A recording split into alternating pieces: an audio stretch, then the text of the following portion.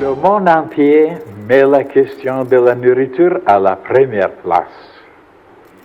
Tous tâchent de régler d'abord cette question. Ils travaillent et même se battent pour cela. Mais cette attitude vis-à-vis de la nourriture n'est encore qu'une impulsion, une tendance instinctive qui n'est pas entrée dans le domaine de la conscience éclairée. Seuls les grands initiés savent que la nourriture qui est préparée dans le laboratoire divin, avec une sagesse inexprimable, contient des éléments magiques capables de conserver ou de rétablir la santé. Non seulement physique, mais psychique, et d'apporter les plus grandes révélations. Mais pour cela, il est nécessaire de connaître dans quelles conditions ces éléments peuvent être captés et que le moyen le plus efficace est la pensée et le sentiment aussi. La pensée de l'homme est capable de retirer de la nourriture des particules subtiles, lumineuses, qui entrent dans la construction de son être tout entier. Et c'est ainsi que, peu à peu, il se transforme.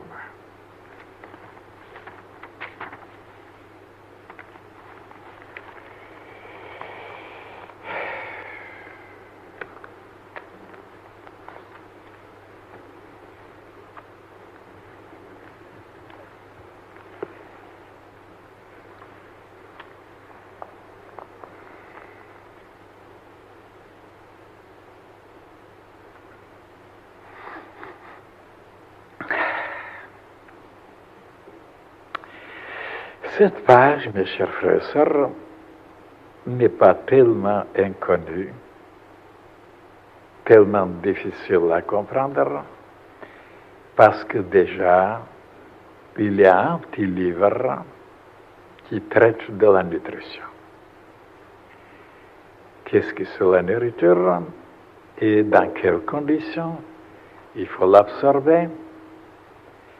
Ce qui n'est pas connu, justement, malheureusement, par le monde entier. Ça, vous le savez, tous. Vous avez assisté, vous avez observé, vous êtes invités pendant des repas, comment on mange, comment on parle, comment on discute, comment on est en colère, comment on casse les choses. Et sans se rendre compte qu'on pouvait devenir malade à la longue, bien sûr. Et maintenant, vous n'avez plus besoin même que je m'arrête sur ce sujet. Mais quand même, étant donné toujours qu'il y a le petit frère qui n'a pas entendu ça, je vais vous révéler certaines choses, même peut-être de nouvelles choses, parce que la question de la nutrition, c'est quelque chose d'immense, de large, de vaste, de profond, d'intéressant, de scientifique. Et c'est justement la seule chose que les gens n'ont pas compris comme il faut. Est-ce qu'ils ont pensé, par exemple, comment la nourriture est préparée dans les laboratoires de la nature? Et des mois et des années, comment le soleil travaille, comment d'autres esprits de la nature qui travaillent sur les arbres, sur les arbustes, sur les fleurs, sur les fruits. Qu'est-ce qu'ils sont en train de mettre en dedans? Et des choses tellement subtiles, tellement inconnues, tellement importantes, tellement extraordinaires. Et les humains n'ont jamais pensé à ça. Alors, ils savent seulement comment avaler, comment manger automatiquement, sans réfléchir, sans s'arrêter, sans comprendre, comme ça, en pensant que cela suffit. Ah oui, cela suffit pour le côté seulement physique, physiologique, anatomique, oui, biologique, mais même dans ce domaine, ce n'est pas tout à fait suffisant. Parce que vous allez voir maintenant qu'il y a d'autres choses à révéler. Alors, qu'on ne connaît pas encore comment la nourriture est préparée dans les ateliers du Seigneur, c'est entendu, ils ne savent pas. Maintenant, bien sûr, la science étudie de savoir quels sont les éléments, quelles sont les vitamines, quels sont, n'est-ce pas, les matériaux en dedans, ils sont en train. Mais, dans ce domaine-là, ils ont trouvé quelque chose, ils ont fait quelques découvertes, mais la façon de manger est inconnue pour eux. Ils savent beaucoup de choses maintenant, mais pas tout à fait, bien sûr. Quelles sont les propriétés, quelles sont les vertus, les qualités des légumes, des fruits, ainsi de suite. Il explique même, il y a des livres tout entiers. Mais la question n'est pas là seulement de savoir. Nous ne sommes pas tellement obligés de savoir tout ce qu'il y a dans la nourriture. Mais de savoir comment manger, alors ça c'est la chose la plus importante. Pourquoi? Parce que si nous mangeons convenablement, dans les conditions les plus merveilleuses, les plus nécessaires, c'est l'organisme lui-même qui se charge de retirer, de classer, de distribuer, d'éliminer certaines choses, d'arranger, de combiner. Il est capable de faire des choses inouïes que la science n'est pas arrivée encore à égaler l'organisme humain.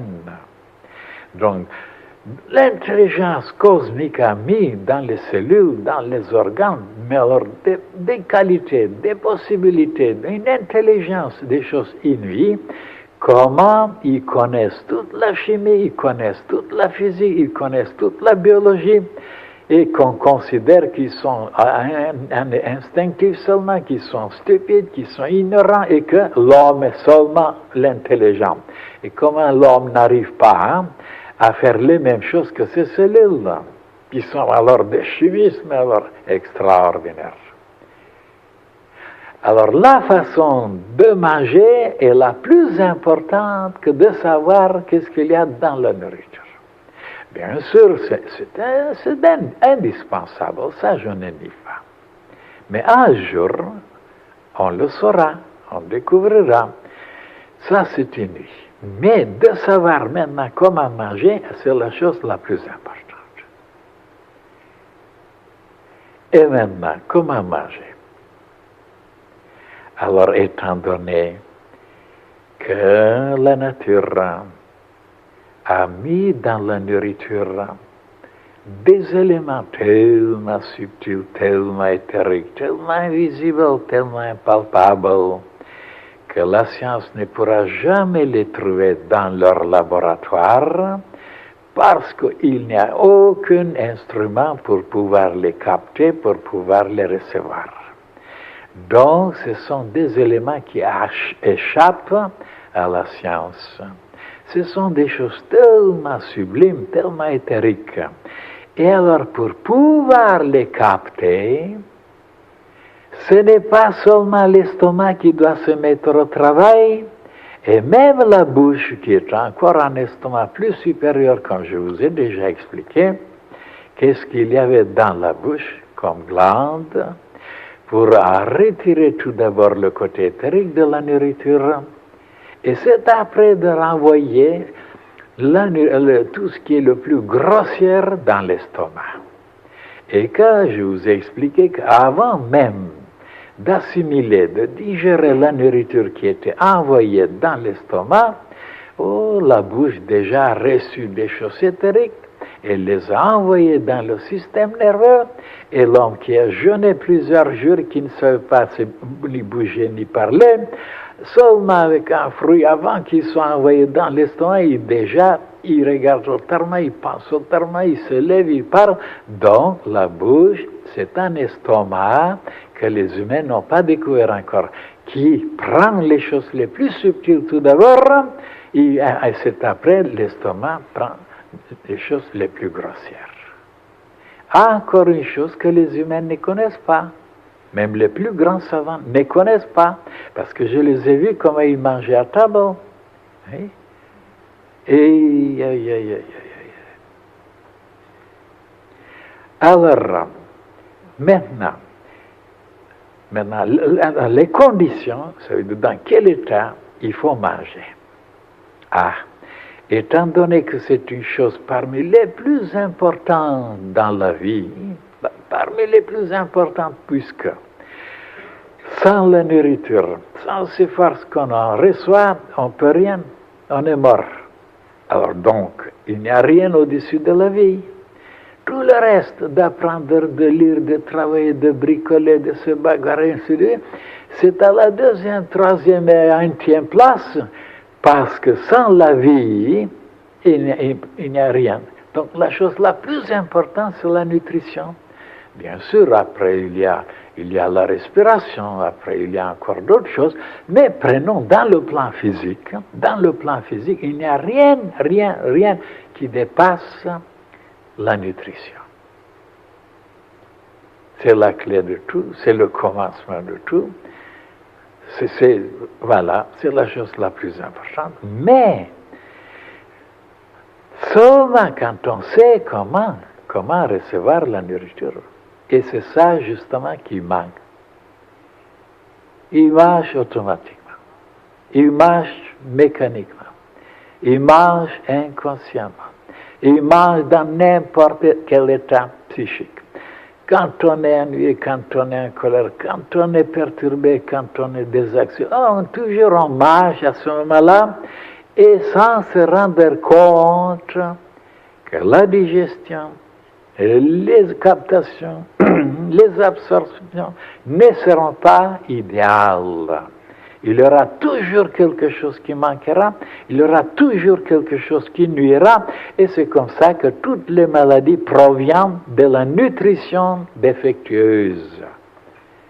Oui. Bien sûr, il y en a encore d'autres choses aussi dans le domaine du sentiment, dans le domaine de la pensée, mais beaucoup de maladies proviennent de la façon défectueuse de manger. Et maintenant, la lumière que je peux vous projeter maintenant là-dessus, c'est de savoir maintenant dans quelles conditions on peut manger correctement. Tout d'abord, de savoir que la nourriture contient des éléments de la plus haute importance, non seulement pour le domaine physique, pour le corps physique, mais pour la pensée, pour l'âme, pour l'esprit, pour les sentiments, pour l'état de conscience. Et alors, de savoir tout d'abord, deuxièmement, de montrer une telle importance, un tel respect, un tel amour envers cette richesse que la nature nous donne en profusion, généreusement, et que nous sommes tellement aveugles, tellement bêtes, tellement ingrats, comment voulez-vous après recevoir des choses divines? Tout d'abord, donc, d'avoir la conscience de l'importance de ces éléments. Et on ne peut pas le faire si on marche, si on parle, si on crie, si on gesticule, si on casse les choses. C'est pourquoi le silence qui existe ici maintenant pendant les repas est de la plus haute importance. Donc le silence est une condition seulement qui aide les créatures de pouvoir se concentrer, de pouvoir penser, de pouvoir sentir, pour pouvoir attirer, capter, recevoir des choses sublimes et subtiles. Et c'est pourquoi à ce moment-là, dans ce silence, on est tranquille, on n'est pas dérangé, on pense à la nourriture et on l'aime. On pense à toutes ces richesses qui sont en dedans, d'où elle vient, comment on l'a préparée et quelle importance. Et alors, de cette façon, avec l'amour qu'on a pour elle et la pensée aussi, on arrive à recevoir le côté le plus subtil, le plus éthernique, le plus utile de la nourriture. Et de cette façon, on nourrit non seulement le plan physique, mais le corps éthérique, le corps astral, le corps mental. Et si, bien sûr, on arrive un peu encore plus haut à avoir des sentiments de reconnaissance, de gratitude, d'inspiration pendant les repas, on reçoit encore des particules plus hautes, parce que il y a de tout dans la nourriture. Dieu a tout prévu. Seulement les humains qui sont tellement descendus, tellement comme les animaux, alors ils ne reçoivent pas grand-chose. Seulement, bien sûr, des forces, des énergies pour se battre, pour crier, pour casser, pour ainsi de suite. Mais pas pour méditer, pour contempler, pour s'éloigner, pour capter, pour comprendre, pour voir, pour sentir, et pour aller jusqu'au ciel. Ils n'ont pas ces possibilités. Pourquoi?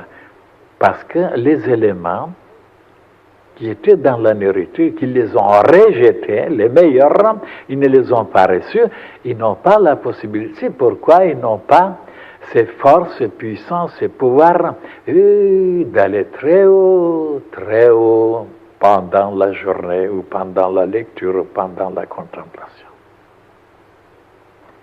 Alors vous voyez, la façon de manger peut nous aider énormément dans le travail spirituel.